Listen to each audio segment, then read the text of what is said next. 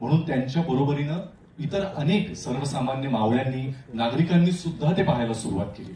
याचा अर्थ काय की कुणीतरी एकानं ते विजन दाखवणं फार गरजेचं असतं। छत्रपती शिवरायांचे फक्त कपडे घातले म्हणून कुणी महाराज होत नाही। महाराजांची भूमिका करायला काळीज सुद्धा वाखाचं लागतं।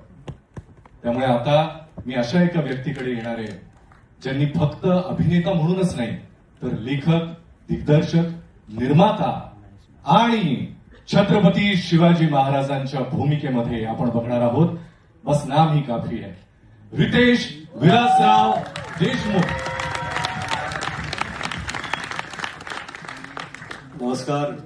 सर्वप्रथम मीडियामधून आलेले सर्व मित्रांचा मी अत्यंत आभारी आहे की आपण वेळात वेळ काढून इथे आलात, आम्हाला मान दिलात। हो दादा, थोडं कधी विसरू शकणार नाही। कंटिन्यू चालू आहे इसका। मी जन्माला आलो, आई वडिलांना पाहिलं,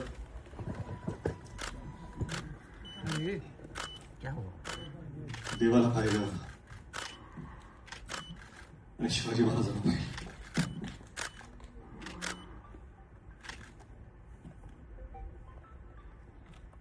त्यावेळेसपासून महाराज काय आहेत आपल्याला सांगायची गरज नाही। आपण हे मराठी मातीत श्वास घेतो। शिवाजी महाराज आपण जगतो।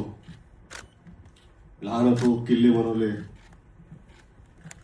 भगवे झेंडे लावले, तोफा लावल्या आणि प्रत्येक वेळा वाटलं की आपण महाराजांचे मावळे आहोत। आपण महाराज आहोत असं कधीच वाटलं नाही। अरे वा।